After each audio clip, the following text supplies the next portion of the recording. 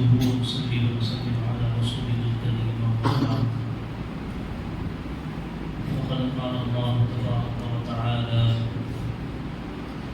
يا أيها الناس إنا خلقناكم من ذكر وأنثى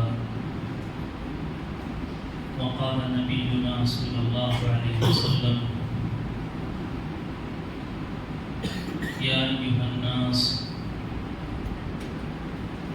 ألا إن ربكم واحد وأباكم واحد ألا لا فضل لعربي على عجمي ولا لعجمي على عربي ولا لأحمر على الأسود ولا أسود على الأحمر إلا بتقوى الله أو كما قال نبينا صلى الله عليه وسلم. بزرگان محترم عزیزان دین، اسلام نے دنیا میں آ کر جو انقلابی کام انجام دیے ہیں، ان انقلابی کاموں میں ایک کام یہ تھا کہ اسلام نے انسانوں کے درمیان میں پائے جانے والے طبقاتی فرق کو، ذات پات کو، رنگ نسل کو، عربی اجمی کے فرق کو ختم فرمایا. قرآن نے اعلان کیا یا ایھا الناس انا خلقناکم من ذکر و انثی. سارے انسان خواہ و مذہب کو، اسلام کو فالو کرنے والے ہوں، اتباع کرنے والے ہوں یا نہ ہوں، خواہ وہ مشرق کے ہوں، مغرب کے ہوں، شمال کے ہوں، جنوب کے ہوں، عربی ہوں، عجمی ہوں، گورے ہوں، کالے ہوں، ان کا نسل کوئی ہو، ان کا رنگ کوئی ہو، ان کا خون کوئی ہو، قرآن شریف نے اور اسلام نے اور رسول اللہ صلی اللہ علیہ وسلم نے یہ وحدت پیدا کی کہ انسان میں کوئی فرق نہیں ہے. کوئی کسی رنگ کا ہے، کوئی کسی نسل کا ہے، کوئی کسی خون کا ہے، کوئی کسی علاقے کا ہے. تو علاقہ واری طور پر ہو، نسل کی بنیاد پر ہو، رنگ کی بنیاد پر ہو، تعلیم کی بنیاد پر ہو، جو انسانوں نے فرق بنا رکھے تھے، اسلام نے آ کر ان سب کو اٹھا دیا. حجۃ الوداع کے خطبے میں حضور علیہ السلام نے جو بنیادی اور اہم پیغامات دیے ہیں، ان میں سے اللہ کے رسول صلی اللہ علیہ وسلم نے ایک یہ بھی فرمایا تھا کہ لوگوں یا ایھا الناس ان ربکم واحد واباکم واحد. لوگوں، جتنے انسان دنیا میں آئے ہیں یہ سب رب واحد کی وجہ سے، اللہ نے تم کو بنایا اور تم ایک ماں باپ آدم اور حوا کی اولاد ہے. لہذا آپ نے فرمایا کہ جو جاہلیت میں فرق تھا کہ ہم عربی ہیں، ہم فلاں نسل کے ہیں، یا ہم فلاں طبقے کے ہیں، یا فلاں پیشے سے جڑے ہوئے ہیں، لہذا ہمارا اسٹیٹس الگ ہے، ہمارا لیول الگ ہے، ہم فلاں مقام کے ہیں اور فلاں ان کا یہ حیثیت، یہ مقام نہیں ہے. یہ سب فرق نبی علیہ السلام نے اپنی زبان سے بھی ختم فرمائے، نبی علیہ السلام نے اپنے عمل سے بھی ختم فرمائے، اور سب کو ملا کر شیر شکر فرما دیا، سب کو گوند کر ایک جیسا بنا. نبی صلی اللہ علیہ وسلم کے سامنے کبھی معلوم ہوتا کہ یہ کوئی طبقاتی فرق کی بات کر رہے ہیں، یہ کہہ رہے ہیں کہ یہ فارس کے ہیں، ہم ان کی بات نہیں سنیں گے، یہ روم کے ہیں، ہم ان کی بات نہیں سنیں گے، یہ تو حبشہ سے آئے ہوئے ہیں، افریقی ملک کے ہیں، ہم ان کی بات نہیں مانیں گے. نبی علیہ السلام نے سب کو ختم فرما دیا کہ نہیں، کوئی فرق نہیں. حضور علیہ السلام کے زمانے میں ایک حلقے میں مختلف ممالک کے لوگ بیٹھے ہوئے تھے. تو اس زمانے کے ایک شخص نے آ کر ان کے سامنے یہ کہا کہ اوس و خزرج کے سامنے، مدینے کے دو بڑے قبیلے تھے، عربی قبیلے، ایک اوس اور ایک خزرج. بڑا مقام تھا، اس خاندان کا ہونے کا مطلب بہت بڑے اعزاز کی بات تھی۔ اوس و خزرج والے ان میں سے بعض وہ تھے جو بعد میں اسلام قبول کی، اور ان سے پہلے حضرت بلال حبشی نے اسلام قبول کر لیا تھا، حضرت سہیب رومی نے اسلام قبول کر لیا تھا، حضرت سلمان فارسی نے اسلام قبول کر لیا۔ اسلام کے لیے بڑی بڑی قربانیاں دی۔ تو کسی ایک حلقے میں یہ سب بیٹھے، اوس و خزرج کے بڑے بڑے لوگ، مدینہ المنورہ کے عرب کے بڑے قبیلوں کے بڑے سردار بیٹھے ہوئے تھے، لیکن ان سے آگے اور ان سے مقدم یہ دوسرے ملکی لوگ تھے۔ تو وہاں ایک منافق پہنچا اور اس نے کہا کہ یہ کیا ہے؟ آپ لوگوں کو یہ شرف حاصل ہے کہ آپ عربی ہیں، آپ کو یہ شرف حاصل ہے کہ آپ سردار ہیں، اور آپ ان غلاموں اور دوسرے ملکوں سے اجنبی لوگوں کے سامنے، ان کی باتوں کے سامنے آپ کھڑے ہو رہے ہیں، ان کی عزت احترام کر رہے ہیں۔ تمہارا اپنا مقام ہے، اپنے مقام کو فرق رکھو، ان نوکروں کو، یہ ان اجنبیوں کو، ان چھوٹے طبقات والوں کو چھوٹی جگہ رکھو۔ حضور علیہ السلام کو یہ بات، حضرت معاذ بن جبل اس مجلس میں تھے، جو کہنے والا تھا اس کا گریبان پکڑ کر حضور علیہ السلام کے پاس لے گئے اور یہ فرمایا، اللہ کے رسول یہ پھر سے طبقاتی فرق کو بیان کر رہا ہے، ذات پات کے فرق کی بات کر رہا ہے، یہ عربی عجمی کی بات کر رہا ہے۔ حضور علیہ السلام ناراض ہوئے اور غصہ ہوئے، اور آپ صلی اللہ علیہ وسلم فوراً مسجد پہنچے اور کہا کہ اعلان لگاؤ، الصلاۃ جامعہ کا اعلان کروایا گیا، سارے لوگوں کو جوڑا گیا، اور حضور علیہ السلام نے اس وقت بھی یہ تعلیم دی کہ تم لوگ، تمہارے رب ایک ہیں، تم ایک ماں باپ کے ہو۔ اب اس بنیاد پر کہ کوئی دوسرے ملک سے آ کے یہاں رہ رہا ہے، یا اس بنیاد پر کہ وہ عربی اچھی نہیں جانتا ہے، یا اس بنیاد پر کہ وہ گورا ہے یا کالا ہے، اس بنیاد پر پھر سے تم تقسیم کر رہے ہو۔ حضور علیہ السلام نے ڈانٹا اور غصہ کیا اور فرمایا کہ ایسا فرق تمہارے درمیان میں نہیں ہونا چاہیے۔ پھر حضور صلی اللہ علیہ وسلم نے ان کے سلسلے میں فرمایا کہ یہ یعنی اللہ کی طرف سے جو لوگوں کے درمیان میں فرق کرنے والے ہیں، کسی کو ان کے رنگ اور نسل اور ان کے خاندان اور ان کے ملک کی بنیاد پر مسلمان کو حقیر سمجھنے والے ہیں، نبی صلی اللہ علیہ وسلم نے فرمایا کہ ان کا ٹھکانہ جہنم ہوگا۔ حضرت اسامہ رضی اللہ تعالیٰ، حضرت زید بن حارثہ رضی اللہ تعالیٰ ان کے بیٹے ہیں۔ حضرت زید کو غلام بنا کر بیچ دیا گیا تھا۔ حضرت زید کے بیٹے حضرت اسامہ رضی اللہ تعالیٰ عنہ کو کسی نے کوئی بات پر ناراضگی کا اظہار کیا اور ان کو حقیر سمجھا۔ حضور صلی اللہ علیہ وسلم بہت ناراض ہوئے، اور خاص طور پر حجۃ الوداع کے موقع پر حضور صلی اللہ علیہ وسلم کی واپسی ہو رہی تھی عرفات سے۔ جو حج کیے ہیں وہ جانتے ہیں، عرفہ کے دن جیسے ہی سورج ڈوب جاتا ہے، نماز پڑھے بغیر جلدی سے نکل جانے کا حکم۔ سارے حاجی عرفہ کے دن جلدی وہاں سے لوٹ کر مزدلفہ کی طرف جاتے ہیں، نماز مغرب بھی نہیں پڑھتے، مغرب کا ٹائم ہو جاتا ہے، مغرب چھوڑ دی جاتی ہے، وہاں پڑھا نہیں جاتا، عشاء کے وقت میں مغرب پڑھی جاتی ہے۔ جلد سے جلد مغرب کے بعد عرفہ سے مزدلفہ کو نکل جاتے ہیں۔ تو سورج ڈوب گیا، حضور صلی اللہ علیہ وسلم کی روانگی کا وقت آ گیا، حضور صلی اللہ علیہ وسلم نہیں نکل رہے اور انتظار کر رہے ہیں۔ حضور صلی اللہ علیہ وسلم سے کہا گیا کہ سورج ڈوب گیا ہے، اب سفر شروع کر دینا چاہیے۔ حضور صلی اللہ علیہ وسلم نے کہا کہ ٹھہرو ذرا، مجھے انتظار ہے کسی کے آنے کا۔ آپ یہ کہتے رہے۔ بہت دیر کے بعد حضرت اسامہ بن زید رضی اللہ تعالیٰ عنہ آئے، اور حضرت اسامہ کو دیکھ کر جو اور عربی بڑے بڑے صحابہ تھے اور خاص طور پر اہل یمن کے لوگ تھے، وہ حضور سے کہنے لگے، اللہ کے رسول صلی اللہ علیہ وسلم، میرے اس حبشی بچے کے لیے ہم سب کو آپ نے رکا دیا۔ حضرت اسامہ کے سلسلے میں کہا کہ ان کو حقیر سمجھ کر یہ کہا کہ اس غلام بچے کے سلسلے میں آپ سب، ہم سب کو آپ نے مشقت میں ڈال دیا، یہ تو بچہ تھا، دیر ہو جاتی تو آپ نے قافلے میں مل لیتا۔ تو حضور علیہ السلام کے سامنے حضرت اسامہ رضی اللہ تعالیٰ، وہ حبشی تھے، غلام تھے، پھر بیمار ہو گئے تھے، چیچک کے داغ نشان بیٹھ گئے، تو چہرہ بھی بہت خوبصورت نہیں تھا، نسل بھی بہت عمدہ نہیں تھی، اور ان کا عربی بھی نہیں تھے وہ.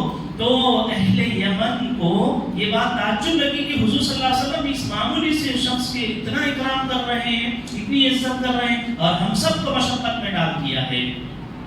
حضور علیہ السلام وہاں سے چلے گئے، لیکن بعد میں مؤرخین نے لکھا ہے کہ یمن کے لوگوں کے مرتد ہونے کی وجہ، حضور صلی اللہ علیہ وسلم کے دنیا سے چلے جانے کے فوراً بعد جو قبیلے مرتد ہوئے تھے، ان میں سے ایک یہ یمن والے وہ لوگ بھی تھے جو عرفہ کے دن ایک مسلمان غلام کے بیٹے کو حقیر سمجھ رہے تھے، ان کو بھی اللہ نے اسلام سے محروم کر دیا. ان کی اس حقارت کی وجہ سے وہ اسلام سے محروم ہو گئے. کسی مسلمان کو حقیر سمجھنا اس کے خاندان کی بنیاد پر، کسی مسلمان کو حقیر سمجھنا اس کی نسل کی بنیاد پر، کسی مسلمان کو حقیر سمجھنا اس کے رنگ کی بنیاد پر، کسی مسلمان کو حقیر سمجھنا اس کے پیشے کی بنیاد پر، یہ اسلام نے ختم فرمایا تھا. اس کی اگر کوئی آج بھی اس کو برقرار رکھتا ہے، اللہ اس کو جو ایسا فرق کرنے والا ہے سب سے پہلے اس کو اسلام سے محروم کر دیتے ہیں. تو اس لیے میرے بھائیوں، اسلام نے جن بڑی بڑی انقلابی کام دنیا میں انجام دیے ہیں، ان میں ایک بڑا انقلابی کام حضور علیہ السلام نے اس دنیا میں یہ فرمایا تھا کہ آپ نے سارے طبقاتی فرق کو ختم فرما دیا، کوئی فرق باقی نہیں رکھا. آپ صلی اللہ علیہ وسلم نے مکہ کو فتح کیا، مکہ فتح ہو گیا. حرم شریف میں سب سے پہلی مرتبہ اذان دینے کا موقع ہے. نئی مسجد ہے تو لوگوں کو خواہش ہوتی ہے کہ سب سے پہلے میں نماز پڑھاؤں، لوگوں کو خواہش ہوتی ہے کہ سب سے پہلے مجھے اذان دینے کا شرف حاصل ہو جائے، کہ اس نئی مسجد میں مجھے موقع مل جائے، یادگار رہ جائے گی کہ یہ وہ مسجد ہے جو میری نماز سے، میری اذان سے، میری تلاوت سے شروع ہوئی تھی. لوگوں کو ایک شوق ہوتا ہے. یہ تو کوئی محلے کی یا گاؤں کی مسجد نہیں تھی، یہ پوری دنیا کا مرکز کعبۃ اللہ ہے، اور اس میں سب سے پہلے اذان دینے کی باری آ رہی ہے. سب کی خواہش ہے. حضرت ابو بکر صدیق رضی اللہ تعالیٰ عنہ، حضرت عمر فاروق رضی اللہ تعالیٰ عنہ، ان حضرات نے پیشکش بھی کی کہ ہمیں اجازت دیجیے کعبۃ اللہ پر چڑھ کر ہم پہلی اذان دینا چاہتے ہیں. سب کی خواہش تھی کہ آج حضور ہم کو کہہ دیں کہ اذان دے دو. حضور علیہ السلام نے یہ نہیں فرمایا. آپ نے فرمایا این بلال بن رباح، کہاں ہے بلال حبشی رضی اللہ تعالیٰ عنہ. آپ صلی اللہ علیہ وسلم کے ذہن میں یہ نہیں ہے کہ یہ عرب کے نہیں ہیں، یہ حبشہ کے ہیں، یہ افریقہ کے ہیں، یہ حضور کے ذہن میں نہیں ہے. آپ نے سب کو، صہیب رضی اللہ تعالیٰ کو روم سے بلا لیا تھا، روم سے آئے ہوئے تھے. سلمان فارسی رضی اللہ تعالیٰ کو ایک مرتبہ کسی نے ایک مجلس میں کسی سے پوچھا کہ تمہارا نسب بتاؤ، تمہارا نسب بتاؤ، تمہارا حسب بتاؤ، تم کس خاندان سے ہیں. کوئی پوچھ رہے تھے. پوچھتے پوچھتے حضرت سلمان رضی اللہ تعالیٰ کے پاس آئے اور ان سے کہا کہ تمہارا نسب بتاؤ، تمہارے ابا کون ہے، تمہارے دادا کون ہے، تمہارا خاندان کیا ہے. وہ خاموش ہو گئے. ان کو تو پتہ نہیں تھا، وہ فارس سے آئے ہوئے تھے، چھوٹے تھے تبھی گھر چھوڑ کر آئے تھے، ان کو پتہ نہیں تھا. لیکن ان کے دل کو تکلیف ہوئی، حضور علیہ السلام کو معلوم ہوا. تو آپ صلی اللہ علیہ وسلم نے لوگوں سے کہا کہ تم سلمان فارسی کا نسب معلوم کرنا چاہتے ہو تو سنو، سلمان منا من اہل البیت، سلمان تو ہمارے گھر سے ہے. آج کے بعد کوئی سلمان کو الفارسی نہیں کہے گا، سلمان کو المحمدی کہے گا. یہ نبی صلی اللہ علیہ وسلم نے فرق ختم فرمایا. تو بڑے بڑے صحابہ کی خواہش تھی فتح مکہ کے دن کہ اذان کا موقع مجھے مل جائے. بعض روایتوں میں آتا ہے کہ حضور علیہ السلام نے حضرت بلال حبشی رضی اللہ تعالیٰ عنہ کو بلایا اور یہ کہا، آپ کعبے کی دیوار سے لگ کر کھڑے ہو گئے اور کہا، بلال حبشی میرے کاندھوں پر پیر رکھ کر کعبے کی دیوار پر چھت پر چڑھو اور اللہ کا نام بلند کرو، اذان دو. یہ نبی صلی اللہ علیہ وسلم نے طبقاتی فرق کو ختم فرمایا. یہ اسلام کا ایک انقلابی کام. لیکن جہاں اسلام یا مسلمانوں نے اسلام کو پھیلانے کی فکریں نہیں کی، وہاں ان طبقات میں یا ان لوگوں کے اندر آج بھی ذات پات کا فرق ہے۔ ہندوستان میں بھی اسلام آیا، لیکن جنہوں نے اسلام قبول کر لیا اب ان کے درمیان میں کوئی فرق نہیں ہے کہ یہ ایس سی ہیں، یہ ایس ٹی ہیں، یہ او بی سی ہیں، فلاں ہیں، یہ سب اب ریزرویشن کے واسطے بعض لوگ لکھ لے رہے ہیں، وہ بھی وہ کاغذ کے حد تک ہے اگر وہ مسلمان ہیں، لیکن جو مسلمان نہیں ہے آج بھی ان قوموں کے درمیان میں وہ طبقاتی فرق، ذات پات، اونچ نیچ کا فرق آج بھی باقی ہے۔ ایسے ہی جن ملکوں کے اندر اسلام گیا اور وہاں محنت نہیں ہوئی اور آج تک وہ ویسے ہی ہے، ان کے درمیان بھی یہ فرق آج بھی موجود ہے۔ ابھی پچھلے 10-15 دن کے لیے ساؤتھ افریقہ کا ہمارا سفر ہوا تھا، تو وہاں یہ طبقاتی فرق بہت واضح انداز میں آج بھی دیکھنے کو ملتا ہے۔ جو گورے ہیں ان کی اپنی کالونیاں الگ ہے، جو کالے ہیں جو بالکل اس ملک کے رہنے والے ہیں، اصل باشندے ہیں، اصل افریقی ہیں، لیکن ان کے درمیان اور ان کے درمیان میں بڑا فرق ہے۔ ہر اعتبار سے ان کو پیچھے کر کے رکھا گیا ہے۔ اگر وہاں اسلام کی محنت ویسی ہوتی جیسے ہونی چاہیے، ساؤتھ افریقہ کے اندر 80% عیسائی ہیں اور 15% ایسے لوگ ہیں جو مذہب کو ہی نہیں مانتے، 5% اس میں سے ہو سکتا ہے کہ مسلمان 2% ہی ہوں۔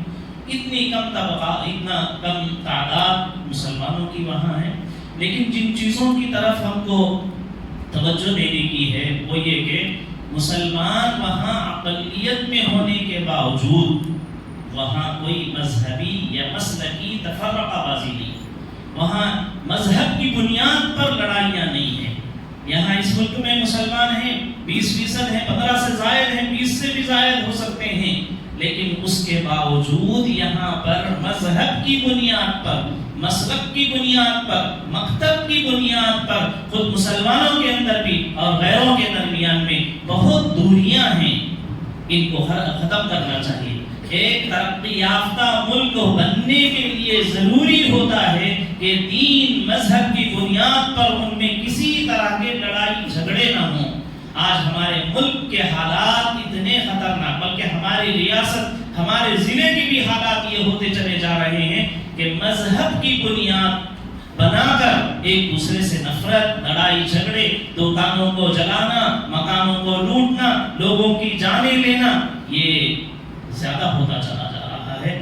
یہ ملک کے لیے خطرناک ہو سکتا ہے، ملک کی ترقی کے لیے رکاوٹ ہو سکتا ہے۔ تو وہاں مسلمان 2% ہیں، لیکن مذہبی آزادی اتنی ہے کہ آپ اندازہ لگائیے کہ ہم جا رہے ہیں اور ایئرپورٹ پر اور امیگریشن میں ہم صاف یہ کہہ رہے ہیں کہ ہم اس کانفرنس میں شرکت کرنے کے لیے جا رہے ہیں، بلکہ ان کو خود معلوم ہے، وہ یہ کہہ رہے ہیں کہ ہاں آپ وہ اسلامی کانفرنس میں اس کو اٹینڈ کرنے کے لیے آ رہے ہیں، ان کو بھی معلوم ہے، ان کو بھی انہوں نے مذہبی آزادی دے رکھی ہے۔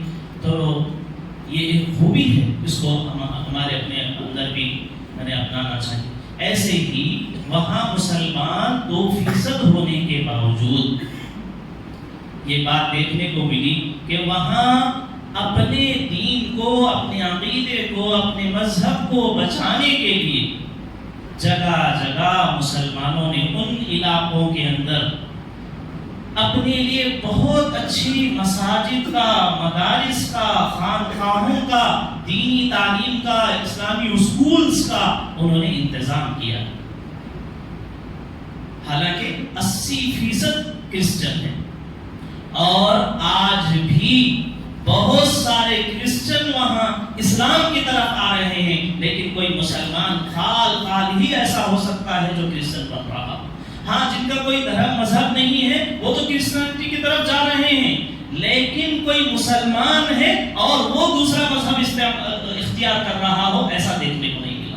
لیکن افسوس یہ ہے کہ ہمارے ملک میں ارتداد بڑھتا جا رہا ہے کہ جو مسلمان ہیں، پیدائشی خاندانی نام سب کچھ ہے، اور وہ اسلام کو چھوڑ رہے ہیں اور ان ملکوں کے اندر غیر اسلام کی طرف آ رہے ہیں۔ تو یہ فرق کیوں ہو رہا ہے ہم سب کو سمجھنا چاہیے۔ اس کی ایک وجہ یہ ہے کہ وہ ان ملکوں میں رہ کر جہاں وہ وہ بہت ہی زیادہ اقلیتوں میں ہیں، صرف 2% ہے، لیکن ان کو اپنے مذہب کی، اپنے دین کی، اپنے عقیدے کی حفاظت کے لیے جو اسلامی قلعے ہو سکتے ہیں، اسلام کی جو بنیاد ان کو بچانے کے لیے ہو سکتی ہے، وہ مدارس، وہ جگہ جگہ اتنے عالی شان، اتنے عمدہ مدارس ہیں.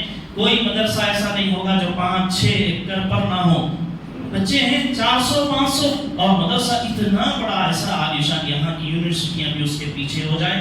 تو انہوں نے اپنے مدرسہ قائم کیے، عالیشان فلک بوس مساجد قائم کی، مسجد سے جڑے ہوئے مکتب قائم کیے مضبوط قسم کے، اسی میں اسکول کا سسٹم انہوں نے بنایا ہے. 10 ایکڑ کے اوپر مسجد ہے، مسجد کے ساتھ مکتب ہے، مکتب کے ساتھ ساتھ اسکول ہے، اور سارا نظام ہم نے دیکھ کر پوچھا کہ بھئی یہ کیا سسٹم ہے؟ تو ان لوگوں نے کہا کہ ہم گاؤں گاؤں جاتے ہیں اور غریب بچوں کو اٹھا کر لاتے ہیں، اگر وہ حافظ قرآن بننا چاہتا ہے تو مدرسے میں رکھتے ہیں، اور اگر وہ حفظ نہیں کر پڑ رہا ہے، یہ اسکول ہے، ہم اسکول میں ان کا ایڈمیشن کراتے ہیں. اس طرح سے وہ کام کر بڑے بڑے ادارے ہیں، جامعات ہیں. دارالعلوم زکریا کے نام سے ایک بہت بڑا ادارہ ہے. ہمارے حضرت مولانا شیخ زکریا صاحب رحمۃ اللہ علیہ کے نام پر دارالعلوم زکریا ہے، اور اہل سنت والجماعت کا سب سے بہترین ترجمان، معتبر، مستند ان علاقوں، مغرب کے سارے ممالک وہاں کے دارالافتاء پر اعتماد کرتے ہیں.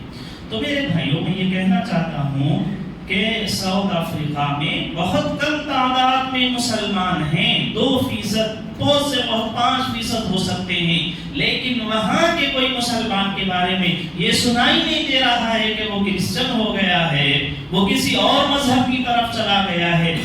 اقلیت میں، کم تعداد میں ہونے کے باوجود ایسا، بلکہ دوسرے مذہب والے اسلام کی طرف آ رہے ہیں، اور ہم یہاں 20%، 25% سب کچھ ہونے کے باوجود ہمارے یہاں سے یہ ادھر دوسرے مذہبوں میں کیوں جا رہے ہیں؟